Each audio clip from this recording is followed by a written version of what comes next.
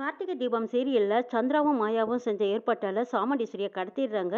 இப்ப கார்த்தி சாமுண்டீஸ்வரியை காப்பாத்தி கூட்டிட்டு வந்து இந்த கல்யாணத்தை நிறுத்துறாங்க. எப்படி இந்த கல்யாணத்தை நிறுத்துறாங்கன்னு பார்க்கலாம் வாங்க, வீடியோக்குள்ள போலாம். மாயா மகேஷை கூட்டிட்டு வந்து மணமேடையில உட்கார வச்சிருக்காங்க. இங்க சந்திரா பார்த்துக்கிட்டே இருக்காங்க. ஐயோ, இன்னும் கொஞ்ச நேரத்துல அக்கா அவ ஆட்டத்தை ஆரம்பிச்சிருவாளே, அதுக்குள்ளேயே இவளை எப்படியாவது வெளியேற்றணுமேனு யோசிக்கிறாங்க. அக்கா, ஒரு நிமிஷம் இரு, நான் போன் பேசிட்டு வரேன்னு சொல்லி சந்திரா இந்த பக்கம் வராங்க. ஏங்க, என்னங்க செஞ்சுட்டு இருக்கீங்க?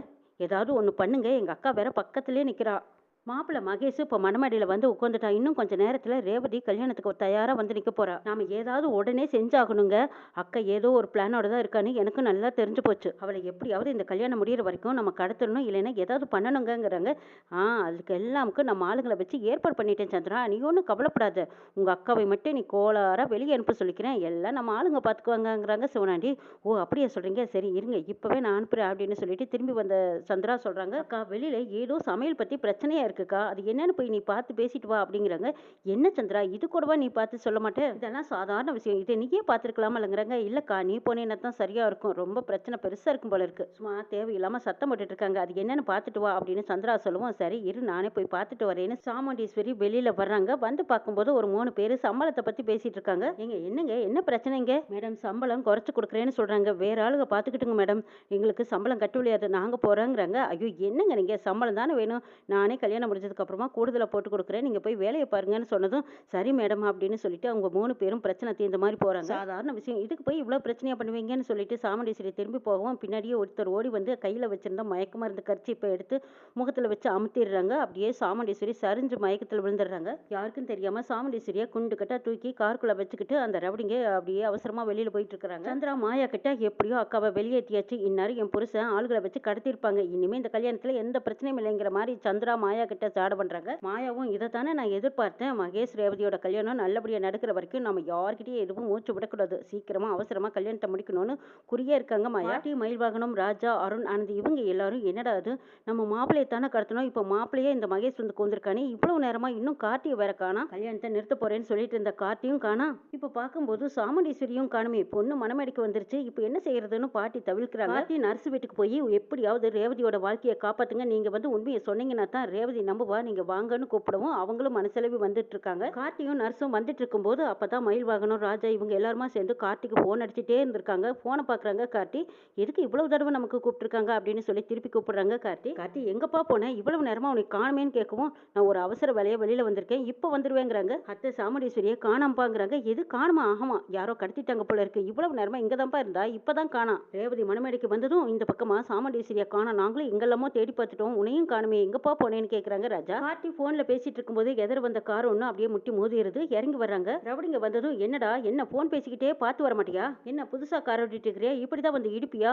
ஏதாவது சேதாரம் ஆயிருந்தது உன்னை சும்மா விட்டுருக்க மாட்டேன், தொலைச்சிருவேன் தொலைச்சு அப்படின்னு மிரட்டிட்டு போறாங்க. கார்த்தியும் என்னடா அது, இவனா ராங் ரூட்ல வந்துட்டு நம்மளை திட்டுறானேன்னு பாக்குறாங்க. எங்க தப்பா வந்தது நீங்க, என்னை வந்து திட்டிட்டு இருக்கிறீங்கன்னு கார்த்தி கேட்கவும், ஏய் அதிகம் பேசாத, அட்ரஸ் இல்லாம போயிடுவேன்னு மிரட்டுறாங்க. ஏங்க, நான் சரியான ரூட்ல தாங்க வந்துட்டு இருக்கேன், நீங்க தான் தப்பா வந்திருக்கீங்க, கொஞ்சம் திரும்பி பாருங்கன்னு கார்த்தி சொல்லிட்டு இருக்கும்போது, போனா போடா, பொழைச்சு போனேன், இப்ப விட்டுட்டு போறேன், அடுத்த தடவை இந்த மாதிரி எங்கேயாவது நீ என் கண்ணுல சிக்குன அவ்வளவுதான் பாத்துக்கோ அப்படின்னு அந்த ரவுடிங்க மிரட்டு. கார்த்தி முடிஞ்ச வரைக்கும் தான் வந்த ரூட்டை கரெக்ட் தான் அப்படின்னு சொல்லிட்டு இருக்காங்க. அவங்க தப்பா வந்து போட்டு மறுபடியும் கார்த்தியை சீண்டிக்கிட்டு இருக்காங்க.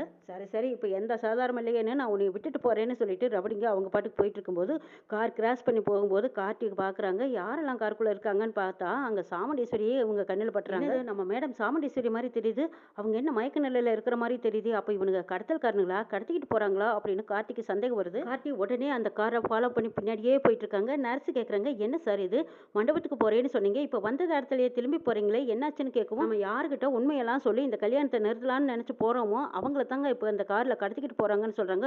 ஐயோ, என்ன சார், அப்படியா சார், முகூர்த்தத்துக்கு நேராயிடுச்சு, இப்ப இவங்களை காப்பாத்துவீங்களா இல்ல அந்த மணப்பொண்ணை காப்பாத்துவீங்களா? அந்த கேடு கிட்ட மாயாவும் மகேஷும் அந்த பொண்ணோட வாழ்க்கையில விளையாடிட்டு இருக்காங்க, அவங்க வாழ்க்கையை வீணால கெடுத்துருவாங்க சார், முதல்ல அவங்கள போய் காப்பாத்தலாங்கிறாங்க நர்ஸ். அந்த பொண்ணோட அம்மாவை தான் இப்ப கடத்திட்டு போறாங்க, நம்ம கண்ணு எதிர்வே போயிட்டு இருக்காங்க, இருங்க நான் இப்பவே பணிக்கு பிடிச்சு முதல்ல அவங்கள காப்பாத்திட்டு போயிடலாம் அப்படின்னு சொல்றாங்க. பேசிக்கிட்டே போய் அந்த ரவுடிங்க காருக்கு முன்னாடி குறுக்க போட்டு நிறுத்துறாங்க. கார்த்தி இறங்குங்கடா அப்படின்னு சொல்லி இறங்கி நிக்கிறாங்க. கார்த்தி, என்னடா மறுபடியும் எங்க கிட்ட மோத வந்துட்டியா அப்படின்னு ரவுடிங்க இறங்கி நிக்கிறாங்க. அடடா, அண்ணனுங்க கிட்ட மோதி பார்க்கணும்னு ஆசை, அதான் நான் வந்துட்டேங்கிறாங்க. கார்த்தி நல்ல செம ஃபைட் பண்ணிட்டு இருக்காங்க. எல்லாத்தையும் அடிச்சதும் பண்ணி அப்படி தூக்கி வீசுறாங்க. எல்லாருமே ஐயோ அம்மான்னு வழியில துடிச்சுக்கிட்டு அங்கங்க உளுந்து கிடக்குறாங்க ரவுடிங்க எல்லாரும். சாமுண்டீஸ்வரி மயங்கி கிடக்கிறத பார்த்த சிஸ்டர் உடனே ஓடி போய் தண்ணியை தொளிச்சு அப்படியே நினைவுக்கு கொண்டு வராங்க. சாமுண்டீஸ்வரி கண் முழிச்சு பாக்குறாங்க. எனக்கு என்ன ஆச்சுன்னு கேக்குறாங்க. மேடம், உங்களை யாரோ கடத்திட்டு போனாங்க, இதோ இவரு தான் உங்களை காப்பாத்தினாருன்னு கார்த்தி அடையாளம் காட்டுறாங்க நர்ஸ். டிரைவர் சீக்கிரம் வா, அவங்க கிட்ட சண்டை போடுறதுக்கு நேரம் இல்லை, இப்ப ரேவதி கழுத்துல அவன் தாலியை கட்டிடுவான், அவன் சீக்கிரமா மண்டபத்துக்கு போகணும்னு சாமுண்டீஸ்வரி கூப்பிடவும் அவங்கள எழுந்திருக்க முடியாத அளவுக்கு அடி நொறுங்க கொடுத்துட்டு திரும்பி வராங்க. கார்த்தி, நர்ஸ், சாமுண்டீஸ்வரி 3 பேரும் மண்டபத்துக்கு போறாங்க. பாட்டி புலம்பிக்கிட்டே நிக்கிறாங்க. ஐயோ முருகா, என்னது, பேத்திக்கும் பேரனுக்கும் கல்யாணம் நடக்கும், ஆசீர்வாதம் பண்ணுவீன்னு நீ வாக்கு கொடுத்தே, இதெல்லாம் பொய்யா போயிடும் போல இருக்கு. என் பேரன் கோர வேண்டிய இடத்துல வேற எவனோ கோந்திருக்கானே, முருகா காப்பாத்து காப்பாத்துங்கிறாங்க. ராஜாவும் சாமுண்டீஸ்வரி அங்கங்க சுத்தி பார்த்துட்டு இருக்காங்க. ஐயோ இவ்வளவு நேரமா சாமுண்டீஸ்வரி இங்க தானே நின்னா, இப்ப அவளையும் காணமேன்னு தேடுறாங்க. என்னாச்சு, அத்தையை ஏதாவது செஞ்சிருப்பாங்களான்னு மயில் வாகனத்துக்கு சந்தேகம் வருது. இப்ப டிரைவரையும் காணா, அத்தையும் காணா, என்னதான் பண்றதுன்னு அங்கங்க அலமோதுறாங்க. மகேஷ், மண்டபத்துல சாமுண்டீஸ்வரியும் இல்ல, இந்த டிரைவர் பையலும் இல்ல, நமக்கு